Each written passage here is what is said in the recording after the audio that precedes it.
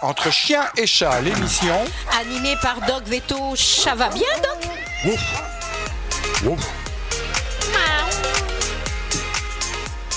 Nouvelle émission de Entre chiens et chats. Bonjour à toutes et à tous.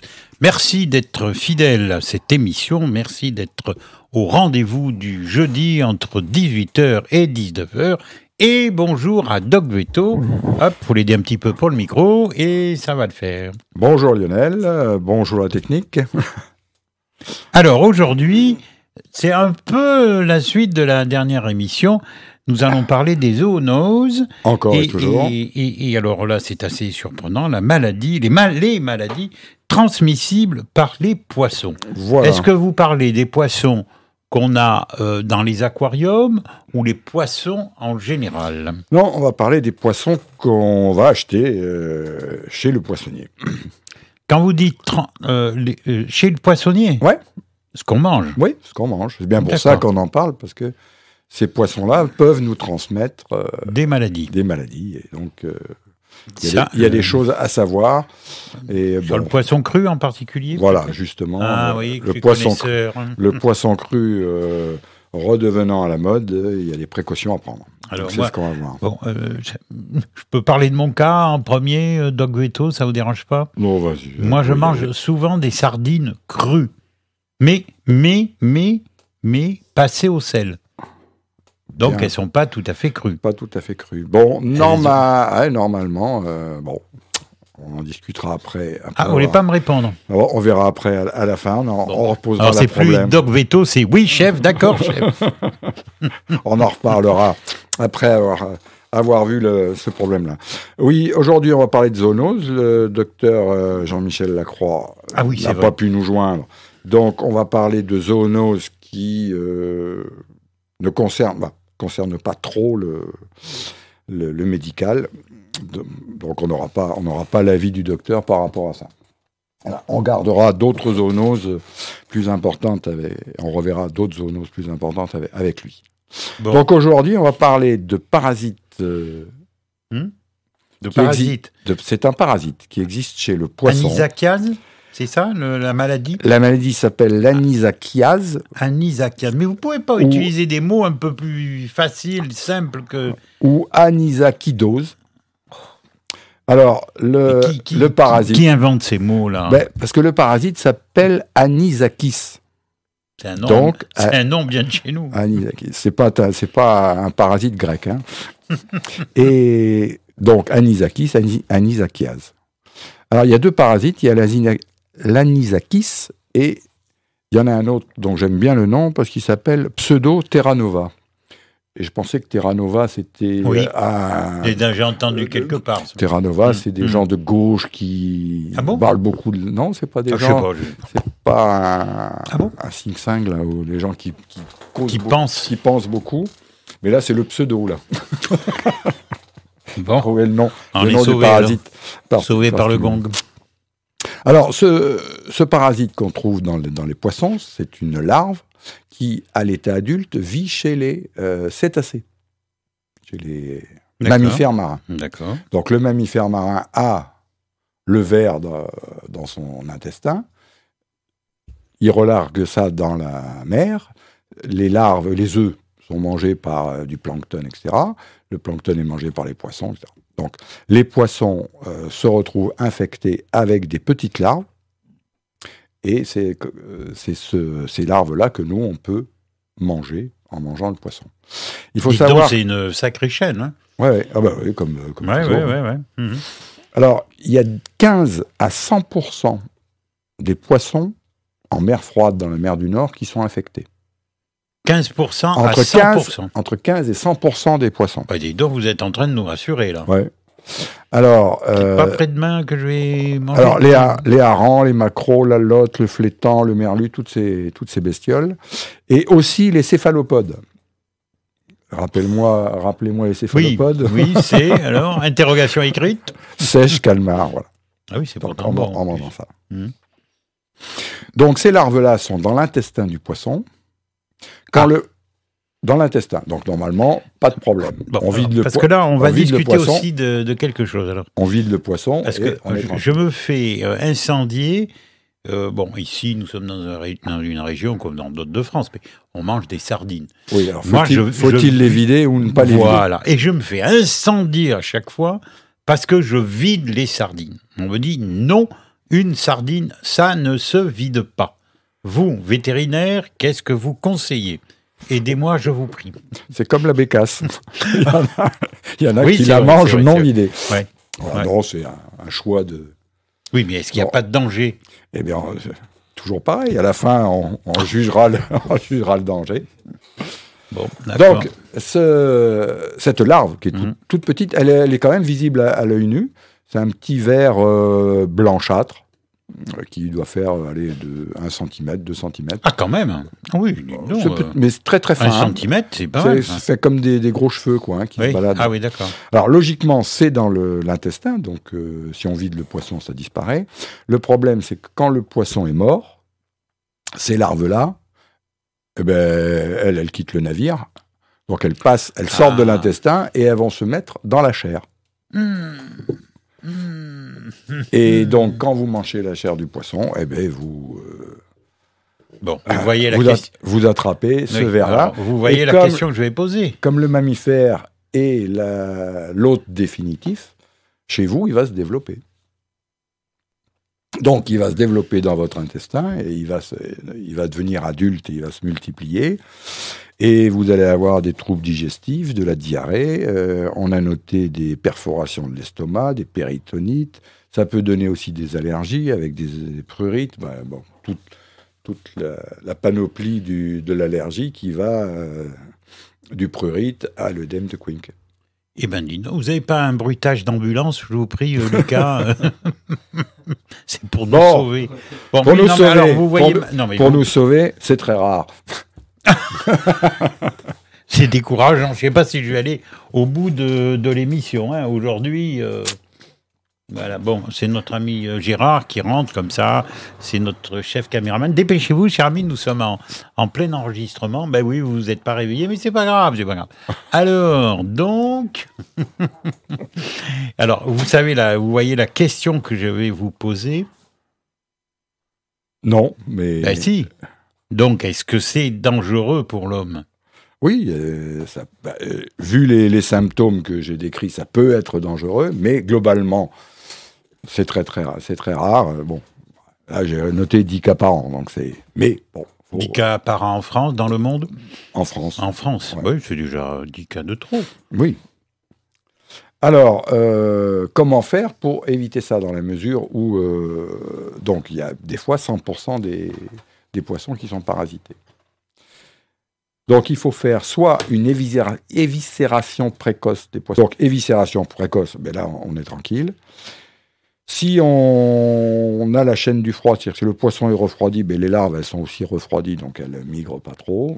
Et puis ensuite, il faudrait congeler le poisson. Si on le congèle 24 heures à moins 20 degrés, ça tue les larves, ou 15 heures, mais à moins 35. D'accord. Donc, logiquement, le gros problème, c'est dont on parlait tout à l'heure, c'est que c'est les gens qui mangent du poisson cru, il faut faire très attention. C'est très à la mode. C'est très à la mode. Donc, logiquement, faut voir avec son poissonnier si le poisson a été congelé ou pas congelé. Et logiquement, il serait préférable de congeler le poisson, comme j'ai 24 heures à moins 20, et ensuite le faire décongeler et préparer ses sushis ou son poisson cru. Alors, la cuisson, il faut que la chair soit bien cuite. Si la chair est rose au niveau de l'arête, là, c'est pas assez cuit, on peut attraper ce parasite. D'accord. Vous n'avez toujours pas répondu à ma question, mais bon. Alors, la question de la sardine.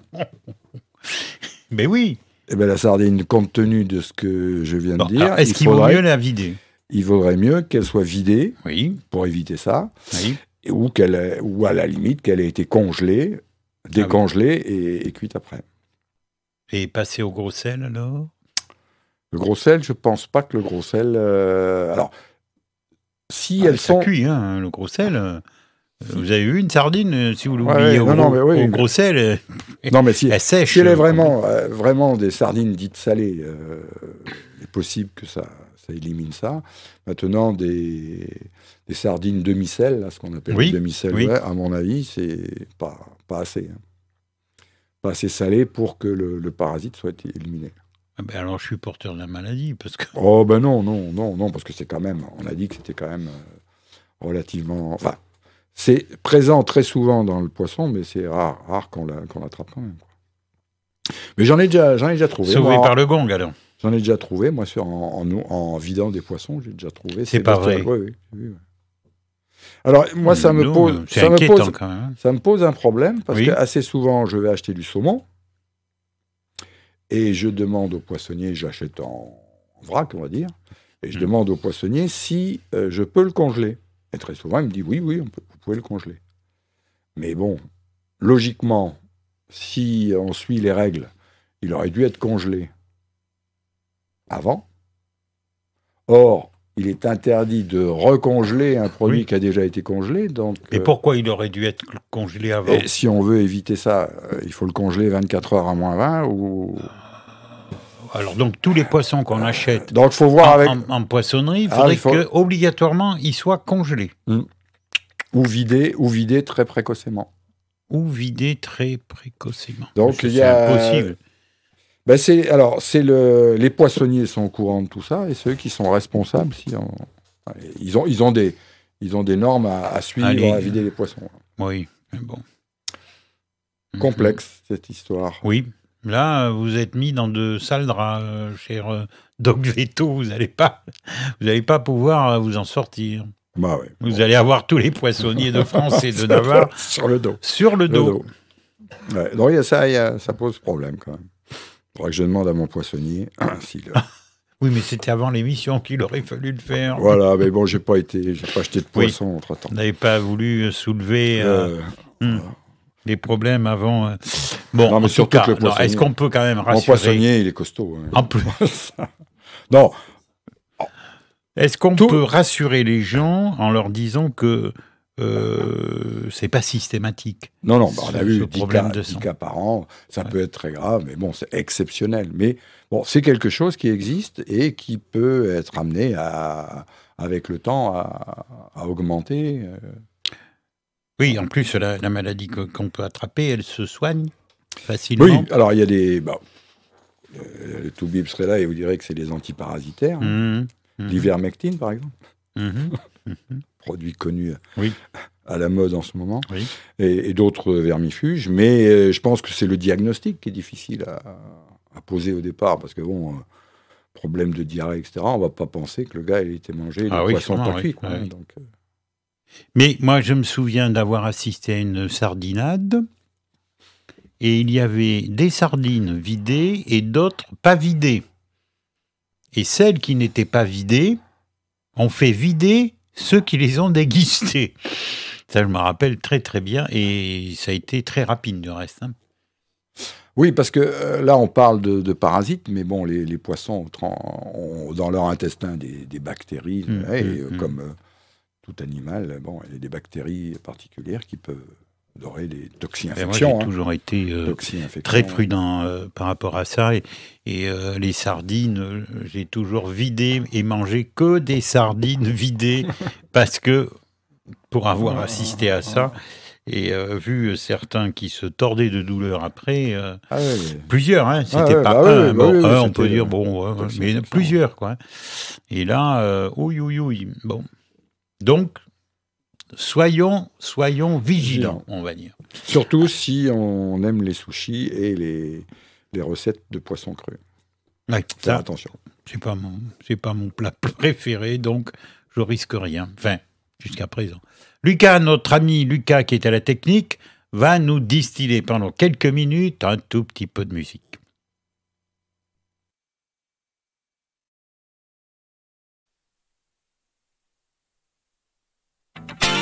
CLC Média, votre web radio partout en France. Et voilà donc dans cette nouvelle émission de Entre chiens et chats avec Doc Veto. Nous parlons aujourd'hui des maladies transmissibles en première partie, c'était par les poissons. Mais maintenant, nous allons parler d'autres maladies transmissibles par d'autres animaux. Non, toujours le poisson. Toujours le poisson. Et vous voulez qu'on parle du ténia? Et voilà. Eh bien, je me suis fait piéger. Et oui, parce que ténia, on pense au cochon. Oh, cochon, chien, vache. Mais je ne mange pas des chiens non plus. Non, mais alors, si on en parle. Oui.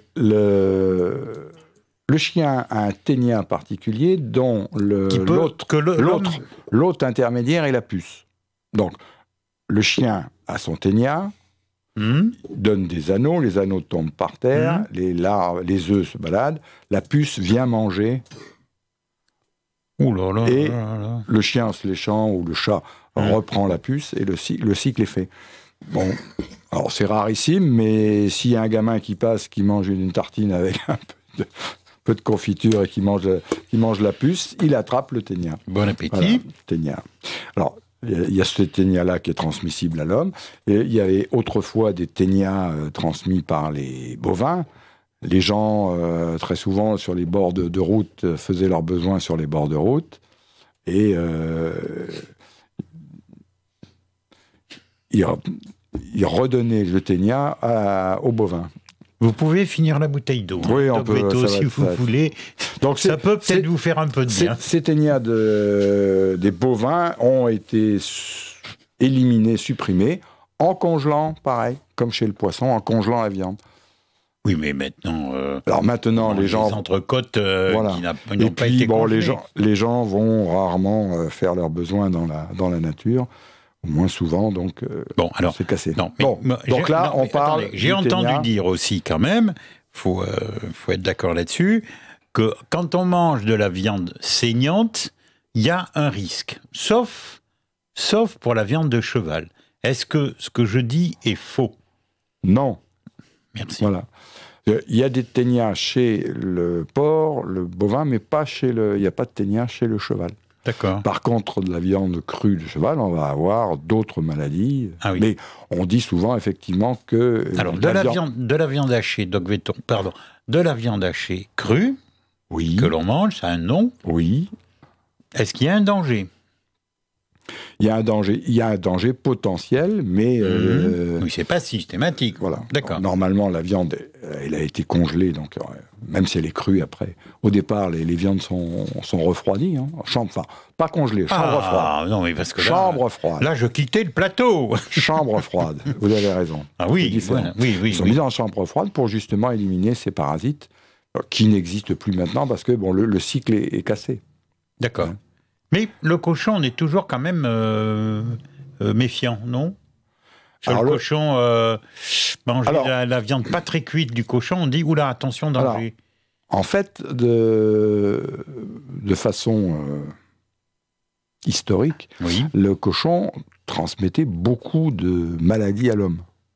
Et on pense que si certaines religions refusent de manger du cochon, c'est pas pour refuser de manger du cochon, c'est pour éviter justement d'attraper des maladies. Oui, enfin, on disait aussi on dit que le cochon est impur. Voilà. Mais bon, peut-être parce qu'il transmettait beaucoup de maladies. Il vit dans des endroits qui ne sont pas toujours très propres. Enfin, il se plaît dans les endroits sales. Il se plaît dans les endroits sales, mais il n'y a jamais aussi propre qu'un cochon, au niveau animal. Vous mettez des douches au cochon, si vous l'expliquez, enfin, avec des... on leur dit, va prendre ton petit savon, cochon, et... Ils vont prendre c'est le seul animal qui va aller prendre sa douche régulièrement. Hein. Oui. Ils sont très très propres, contrairement à ce qu'on les fait vivre dans la saleté, mais ils sont très très propres. D'accord. Bon, mais c'est intéressant ce que vous dites. C'est une aparté. Oui, mais c'est intéressant. Parce que sur le cochon, donc il vaut mieux quand même le manger, lui, bien cuit, par rapport au bœuf. Voilà. Parce qu'ici, on mange de la viande saignante, il ne faut pas se voiler la face. L'entrecôte bordelaise, on ne va pas aller la manger bien cuite. Puis non. Cochon cru... pas de viande. Oui, mais parce qu'on a des a priori. Il y a des viandes plus goûteuses. On a des a priori qu'on nous a inculqué depuis notre tendre enfance, en nous disant le cochon, non, faut pas le manger de saignant, il y a le danger. Moi, j'ai toujours entendu dire ça, le danger du ténia. C'était, moi je me souviens, voilà, chez mes parents, attention, bon. Là, il y en a, bon, à part Lucas, lui, qui est encore en culotte courte, mais Gérard, qui est en vidéo. Non, pardon, Lucas. Alors, le ténia, bon, il faudrait que je regarde mes... c'est vieux, vous n'avez pas bien appris votre leçon pour aujourd'hui? J'étais pas là-dessus, j'étais sur le ténia du poisson. Très bien. J'étais parti chez les poissons. Mettez vos doigts comme ça, je vous prie. Le ténia du porc, la prochaine émission, j'irai vérifier. Quoi, mais vous n'êtes pas d'accord J'ai un doute sur le ténia du porc. Du porc, ouais. J'ai un doute. Ah bah alors ça, là, vous, veto quand même, vous surprenez. C'est lointain, tout ça. Ouais, la bouteille d'eau est vide quand même. C'est lointain. Donc, il existe... Mais alors, c'est rarissime, du ténia chez les poissons. Donc, les poissons, on passe toujours des poissons d'eau de mer. Et ce ténia, il y a des gens qui l'ont attrapé en mangeant le poisson. Je ne sais pas comment ils ont fait, parce que normalement, c'est là, ça ne va pas des viscères à la chair, ça reste dans le tube digestif. Bon, il paraîtrait que ce ténia fait 10 mètres de long. Comment ? 10 mètres. Mais pour qui ? Chez la personne qui l'a attrapé, 10 mètres de long. Dis donc, on peut tirer sur la corde. Il y en a pour un bout de temps. Si je peux me permettre. Donc, on doit mal digérer quand même avec tout ça. Oui, bon. Alors, pour faire un peu de latin, ce ténia s'appelle Diphyllobotrium latum. Voilà, c'est joli quand même. Vous nous épatez, Doc Véto. C'est beau, hein. Mais moi, c'est vrai que dans ma tendre enfance... j'ai entendu autour de moi des jeunes, moins jeunes, qui ont attrapé le ténia. Maintenant, on l'entend pratiquement plus. Oui, mais parce que... c'est éradiqué. C'est éradiqué dans la mesure où on refroidit les viandes, et puis les gens ne vont pas faire leurs besoins dans les prairies comme ça se faisait au début du siècle d'avant. Oui, on peut même parler, si vous voulez... Les WC n'étaient pas tout à fait dans les campagnes. Oui. Bah oui, c'était la cabane au fond du jardin. Vous connaissez la chanson, quand même. Oui. Avec le papier journal. Bon, moi, j'ai eu des clients, je les ai vus, ils n'allaient même pas au fond du jardin, ils faisaient dans les tables entre les vaches. Ouais, pourquoi pas. Bon, si pour attraper quelque chose, c'est plus court comme cycle. On est sûr de ce qu'on fait. Cette émission devient humoristique. Enfin, si on peut en rire, parce qu'il y en a peut-être certains qui nous écoutent qui ne seront pas d'accord avec nous. Alors, si on parle, pour parler toujours des ténias, il y a l'échinococose qui est transmise par un échinocoque, c'est un tout petit ténia, celui-là, il fait pas 10 mètres. Il fait pas 10 mètres. Et c'est transmis par les renards. Et donc, les gens qui vont ramasser des myrtilles, des choses comme ça. Donc, c'est un... Ah bon ? Oui. Les myrtilles, les mûres ? Ouais, faut que ça soit... Bon, faut que là, le renard aille faire ses déjections dessus. Donc, ouais, mais enfin... donc, en général, c'est quand même à ras du sol. Mais bon, c'est échinococose. Là, l'échinococose, c'est costaud, chez les gens. Ah oui ? Bon, c'est surtout en montagne, un truc comme ça. Mais enfin, c'est pas triste comme maladie. C'est pas là que vient la chanson « T'as le loup coco ». T'as le loup coco. Bon, de plus en plus drôle. Ouais, c'est douteux. Bon, j'arrête. Alors maintenant, on va parler... Donc le ténia, c'est rarissime. Enfin, c'est anecdotique, mais ça existe.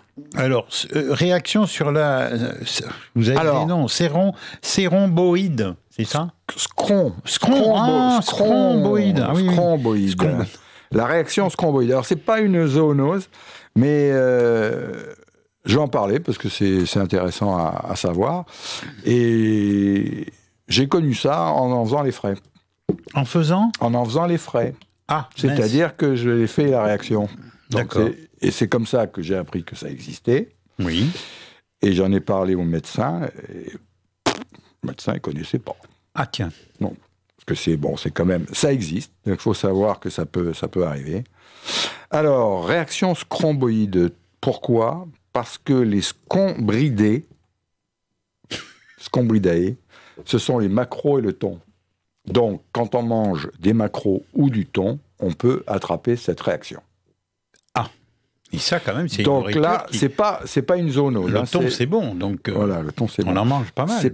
C'est pas une zoonose, c'est pas une maladie transmise, c'est une réaction. Ah, oui. En fait, chez le poisson, ces poissons-là sont riches en acides aminés de l'histidine, acide aminé particulier. Quand le poisson est mort, s'il n'est pas refroidi immédiatement, il y a des bactéries, comme dans tous les animaux et tout, même chez nous, des bactéries qui se développent, elles transforment l'histidine en histamine. C'est pour ça que j'ai pas voulu faire veto, moi, parce que tous ces noms, ça peut pas mal. Et l'histamine, tout le monde connaît l'histamine, parce que c'est ce qui donne le prurite, les réactions allergiques.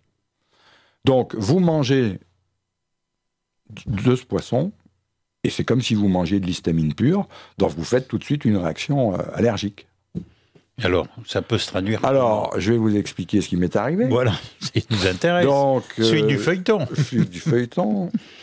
Je mangeais une salade niçoise à Paris, en terrasse, tranquillement, en plein soleil, avec la famille. Et puis, au bout d'un moment, et c'était à peu près à cette saison, je trouvais que le soleil tapait beaucoup. Et je devenais de plus en plus rouge, les oreilles me chauffaient, et j'ai été de plus en plus mal. Bon. Tant et si bien que, on a payé, on est parti. Je suis parti à côté d'un bassin, j'ai été obligé de me tremper la tête dans le bassin tellement j'avais chaud. Dans le bassin, il y avait des poissons, et vous avez attrapé... Le ténia. J'étais très très mal. On me dit dans le studio quand même qu'on ne sait pas si vous fumez pas un peu. Non, bon, extraordinaire. Et j'étais tellement mal que, c'était un dimanche, j'ai trouvé un pharmacien ouvert et je me suis arrêté chez le pharmacien en lui disant « Prenez-moi ma tension parce que j'ai des palpitations, je me sens mal, je fais peut-être une hypertension, j'étais pas bien du tout. » Le pharmacien m'a pris la tension, normal. Donc je suis reparti, ça n'allait toujours pas, et je rentrais sur Coutras. Donc j'ai pris le train. Dans le train, j'étais toujours pas bien, je me suis moitié endormi pendant le voyage, et le lendemain, plus rien. Ça avait disparu. J'embauche le lendemain, tout allait bien, j'explique ça à mon associé, et qui me dit « t'as fait une réaction scromboïde ». Mais j'ai dit, mais comment tu sais ça? Il me dit, il y avait un article dans tel journal de la semaine dernière. Donc c'est comme ça que j'ai appris que ça existait.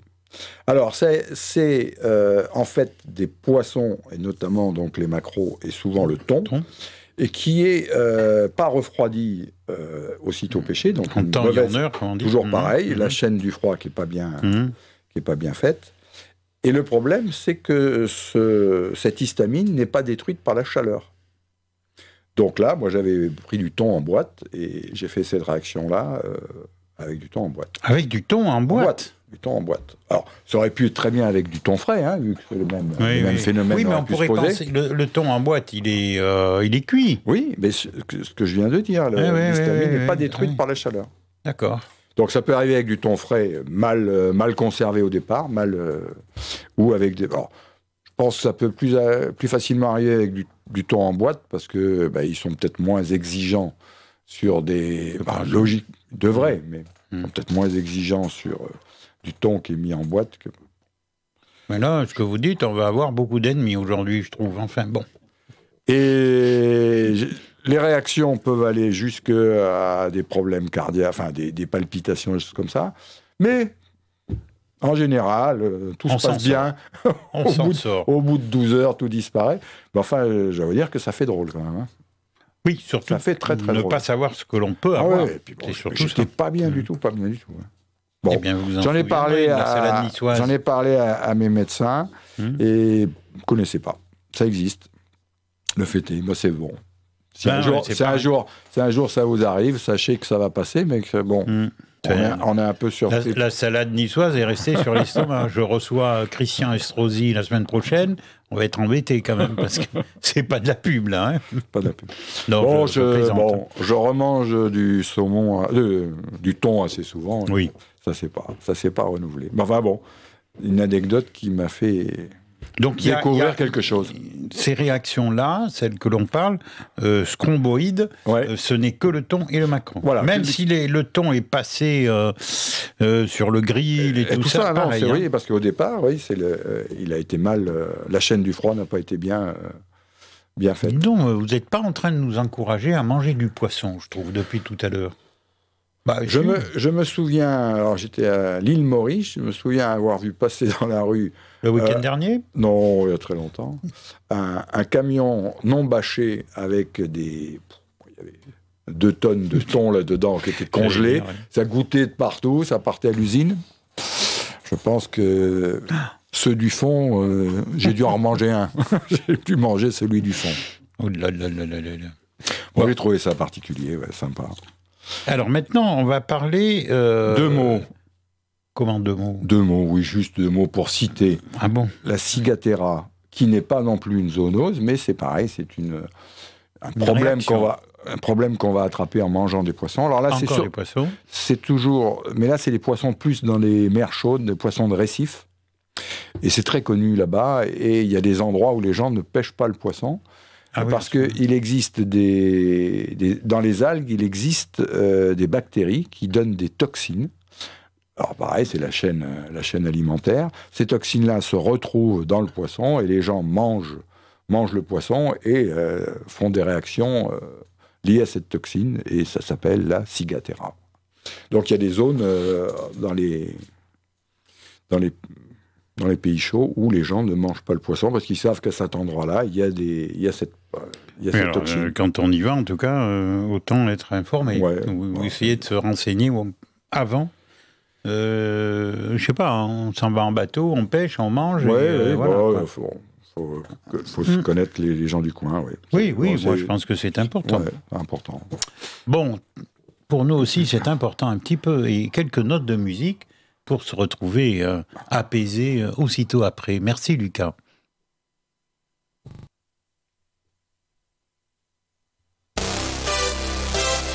CLC Média, votre web radio partout en France. Souvent, on me dit, mais comment, sur quel poste on peut capter votre radio ?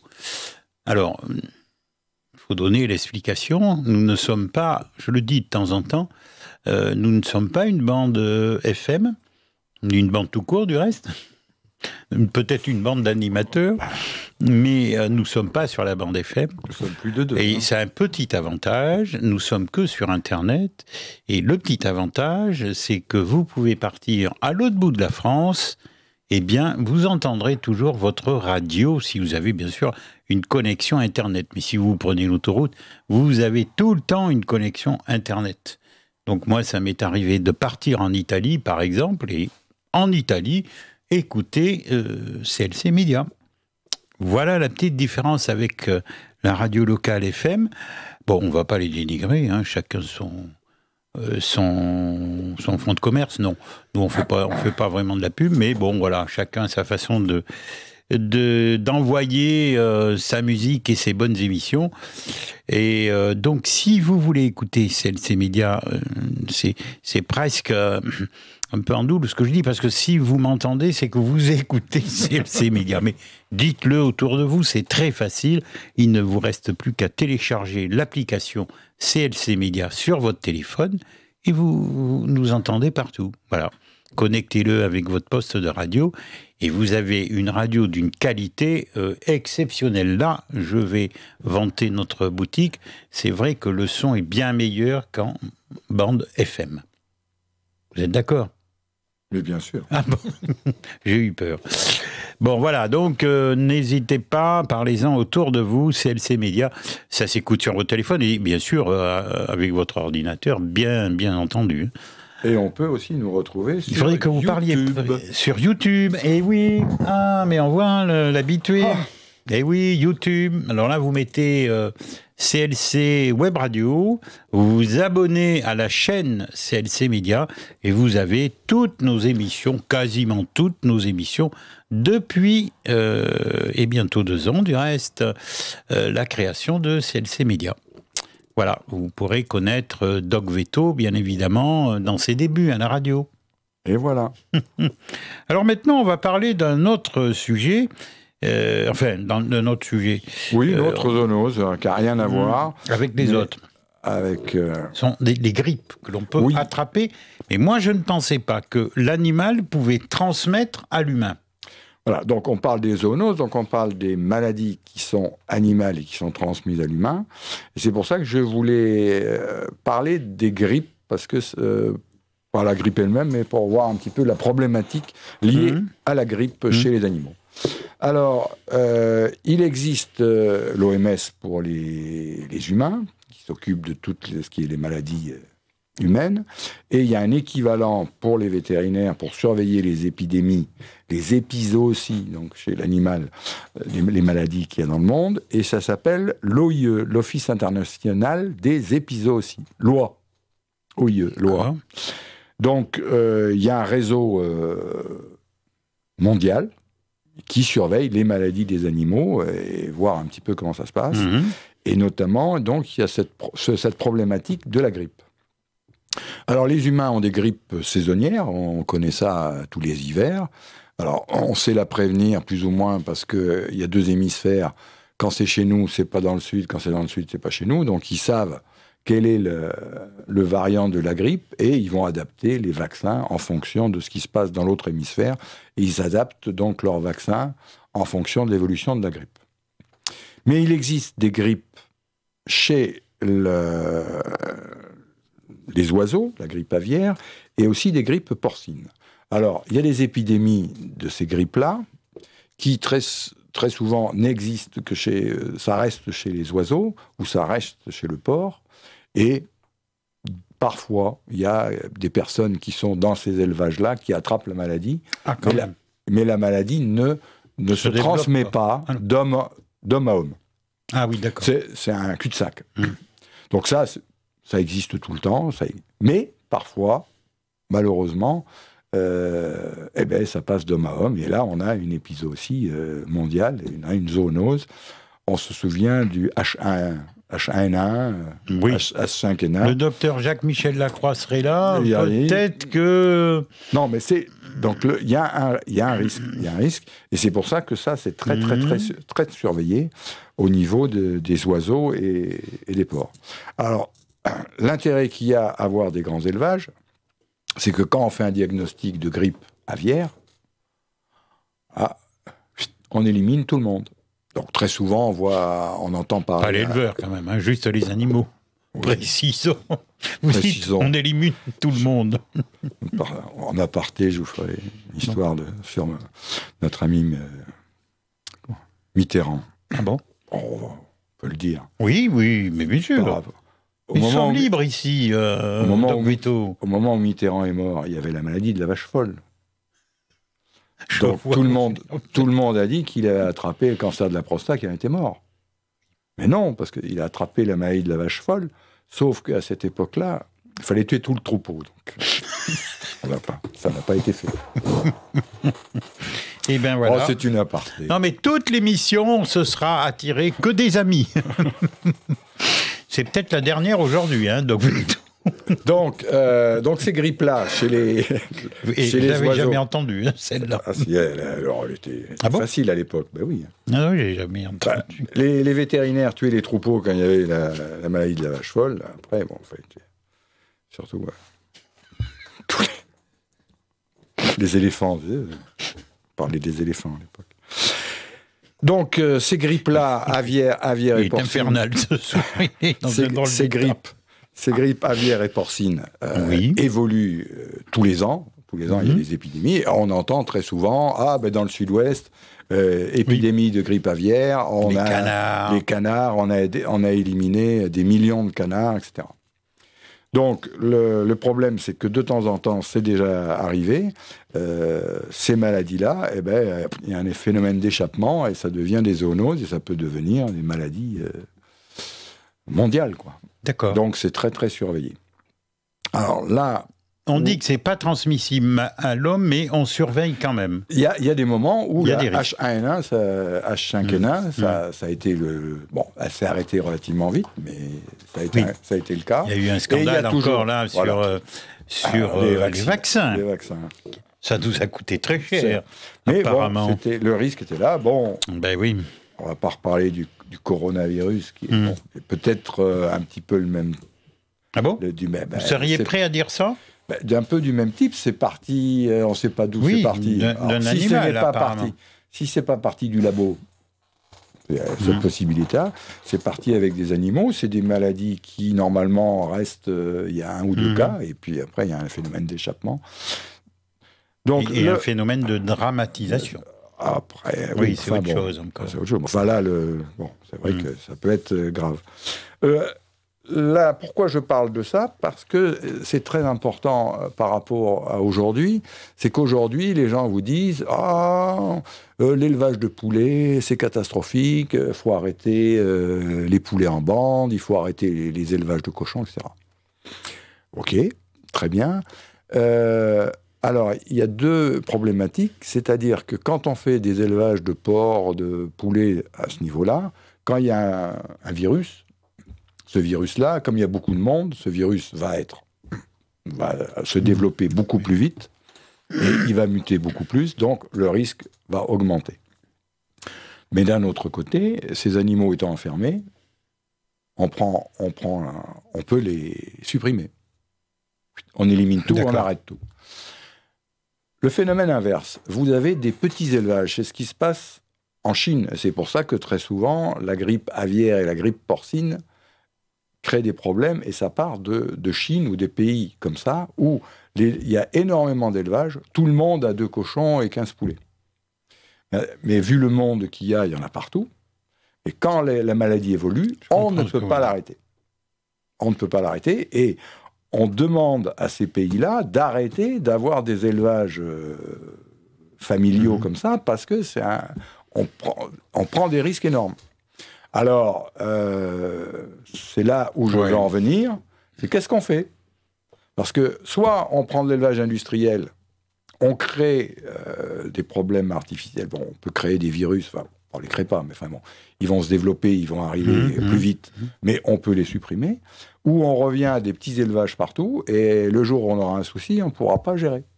Donc il y a un équilibre à avoir entre l'élevage industriel et l'élevage familial. Vous pensez que c'est l'élevage familial qui est visé? L'élevage familial, c'est quoi? C'est 10 poulets dans la basse-cour? Mais s'il n'y a plus d'élevage industriel, si tout le monde doit avoir 20 ou 50 poulets, on va retomber sur ça. Alors, on interdit, on veut absolument que ces pays-là ne fassent plus d'élevage de ce type-là, et fassent des élevages industriels, et puis voilà. Donc, c'est une problématique le monde est fou, mais enfin, qui est entière. Donc, il n'y a pas de solution miracle. Et bon, il y a des... Voilà, il faut s'adapter. Moi, je pense que quand même, on revient à des élevages beaucoup plus raisonnables. Oui. Il reste encore... raisonné, mais bon, on a cette problématique qui va être difficile. Même pour les cochons, maintenant, dans les fermes, il n'y a pas beaucoup de cochons. Hein. D'abord, on interdit plein de choses. On n'a plus le droit de tuer le cochon, comme on le faisait autrefois, et cuisiner, etc. Ça n'existe plus, ça. Certains le regrettent. C'est autorisé toujours, hein. À tuer le cochon chez soi? Oui, c'est autorisé dans la mesure où... Alors j'ai dit une bêtise, bon, dans la mesure où il est tué chez vous et qu'il est pour un usage familial. D'accord. Je croyais que c'était interdit. Le problème, c'est que y a plus grand monde qui sait tuer un cochon proprement. Hein. Mais normalement, si on le tue pour soi et chez soi, on est en règle. Alors, le caméraman n'est pas d'accord, j'irai vérifier, mais il me semble... Pas de mutinerie dans le studio, je vous prie, ça m'arrangerait. À mon avis, c'est par contre, on n'a pas le droit de tuer un veau chez soi. Si, on a encore le droit de tuer je pense que si on est éleveur, s'il est à nous, on a le droit de le faire. Mais on n'a pas le droit... Je parle famille. J'ai un veau chez moi et faut que tu l'aies élevé. Oui. Oui, mais tu le tues. On a le droit. Je pense. Mais tu n'as pas le droit de le vendre, tu n'as pas le droit de le faire manger à des gens étrangers. C'est famille. D'accord, bon. Si tu as des ouvriers, je ne sais pas s'ils ont le droit de manger. Oui. Non, mais ça, j'entends bien. Oui. Mais il me semble que c'est un usage privé. Un usage privé, pur. Mais comme ces élevages-là diminuent et disparaissent, il n'y a plus personne qui sait tuer, dépecer correctement un animal. Hein. Donc ça disparaît par le fait. Quoi. Oui, moi je pensais qu'il y avait une réglementation pour abattre l'animal, qu'on ne pouvait plus faire, et heureusement du reste, hein, moi je ne suis pas contre, hein, qu'on ne pouvait plus faire ce qu'on faisait autrefois. Quoi. Moi j'ai assisté une fois ou deux pour un cochon, bon, c'est pas reluisant, hein, entre nous. Oui, bon, oui, non, mais vous êtes véto, donc vous avez passé votre vie dans ce monde-là. Enfin, mais bon. C'est pas plus reluisant d'aller dans une chaîne d'abattage à 5 heures du matin, où il y a une vache qui tombe toutes les 30 secondes. Hein. Oui. On est au milieu des odeurs de sang, etc. Je suis d'accord avec vous. Pas terrible. Pas terrible. Mais moi, je pense que c'est l'ensemble des gens, c'est que l'animal souffre le moins possible, ou pas du tout même. Et je pense qu'on a aujourd'hui des moyens quand même. Ah oui, on avait déjà parlé il y a très longtemps, on avait déjà parlé des problèmes d'abattage. Voilà. Bon, c'est une petite parenthèse, mais bon, c'est bon on est dans le milieu rural, c'est bon de le rappeler.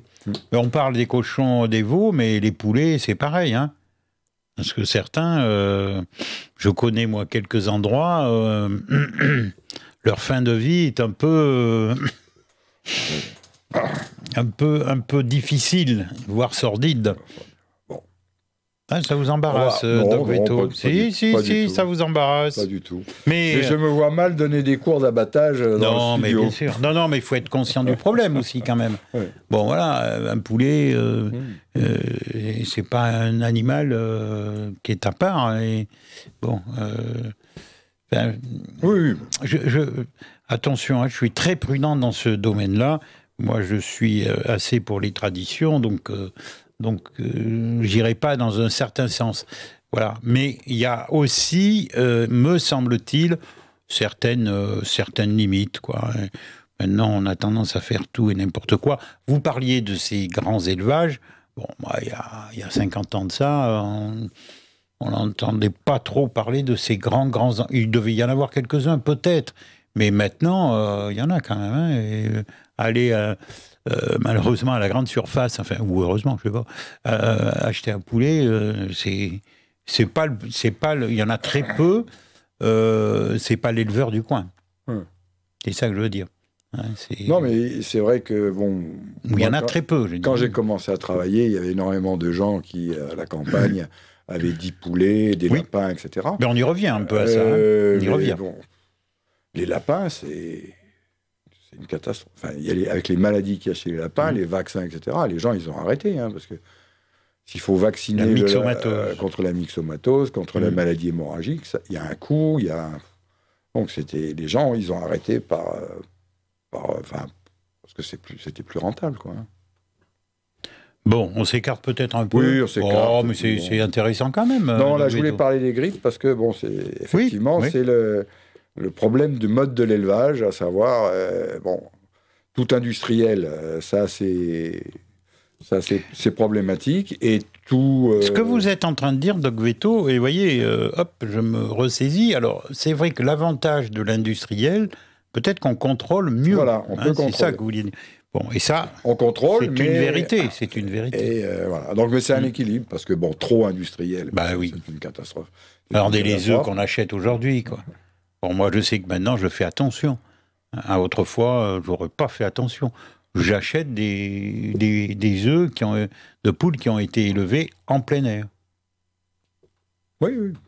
Non, vous êtes convaincu? Non, mais ça... Non, les œufs, maintenant, on en trouve énormément. Il y a des œufs bio partout. Il y a des œufs de pas bio. J'ai horreur... Du terme bio. Non, j'aime pas ce terme. Oui. Mais bio... quand on parle de bio... Il y a un business, ça. Oui, il y a un business, effectivement. Mais derrière le mot bio, il y a des obligations au niveau... Non, logiquement. Alors, je vous en apporte la preuve du contraire, mais alors, quand vous voulez. Hein. Oui, ça, c'est du baratin. Dans leur modèle... C'est du business. le bio, tant pis, c'est pas le sujet, mais je vais quand même le dire, parce que moi j'aime bien dire les choses, c'est le scandale du siècle. Voilà, c'est le scandale du siècle. Les gens se réveilleront un jour. Continuez, vous payez la nourriture 20%. Bien plus cher, et puis voilà. Et les gens qui mangent pas, là, eux, ils restent sur le bord de la route. Hein. Bon, enfin voilà. Allez, stop. Non, pas nous. Nous fâcher avec beaucoup de monde. Non, normalement, le bio, il y a des règles qui se peuvent suivre, mais il y a toujours des... Bon, alors, est-ce que le bio français vaut le bio espagnol, etc. Bon, voilà. Compliqué. Hein. Compliqué. Je voulais juste poser ce problème de la grippe avec les élevages industriels et non industriels. D'accord. Il n'y a pas de choses parfaites. Enfin, en tout cas, ces maladies sont parfois des catastrophes pour les éleveurs. C'est vrai que tout perdre comme ça du jour au lendemain parce que un oiseau migrateur s'est posé sur sa ferme et a contaminé. Bon, c'est un peu peut-être schématique ce que je dis, mais a contaminé tout un élevage et on est obligé d'abattre le tout. Mais moi, je serai à la place de l'éleveur. Bon. Mais tout ça, c'est par rapport au risque d'évolution vers une zoonose importante. Quoi. D'accord. Donc, c'est toujours les grippes sont toujours sous surveillance. Quoi. Et il y a énormément de maladies animales qui sont sous surveillance en permanence parce que les maladies qui vont. D'accord. Dans l'avenir, il y a des maladies qui sont sous le chapeau, qui vont. Bon, c'est l'évolution normale. Oui. Il y en a du monde. Hein. Il y en a qui apparaissent et d'autres qui disparaissent. Qui disparaissent. Hein. On aura toujours un temps de retard. Bon, après cette note optimiste. Non, c'est la vie. Hein. Bon. Eh bien, nous allons nous quitter sur ce... Nous nous retrouvons dans quelques temps. Voilà. Cette émission sera rediffusée le jeudi suivant. Et le jeudi encore suivant, eh bien, nous serons en direct ici, dans nos studios, à CLC Média, à Coutras, bien évidemment. Docteur Veto, bientôt de retour. Oui. Merci pour cette émission. Moi, je pense qu'elle a été, franchement, très intéressante. Peut-être plus intéressante que d'habitude. Oh non, j'ai pas... Ah bon ? Oui, mais parce que vous êtes dans le bain, mais moi qui suis un peu à l'extérieur, j'ai trouvé très intéressant. Et vous... J'avais bien aimé la semaine dernière, j'avais bien aimé les sujets. Oui, aussi. Oui, effectivement. Il y en a certains qu'il faudra reprendre avec le docteur Jean-Michel. Mais ça je lui ai gardé quelque chose sous le coude. D'accord. Merci en tout cas. Bonne continuation. Merci à la technique, merci à la caméra. Alors la caméra c'est Gérard et la technique c'est Lucas et Lionel. Et merci à tous, à bientôt. À bientôt, bonne soirée à l'écoute de CLC Média et surtout restez à l'écoute.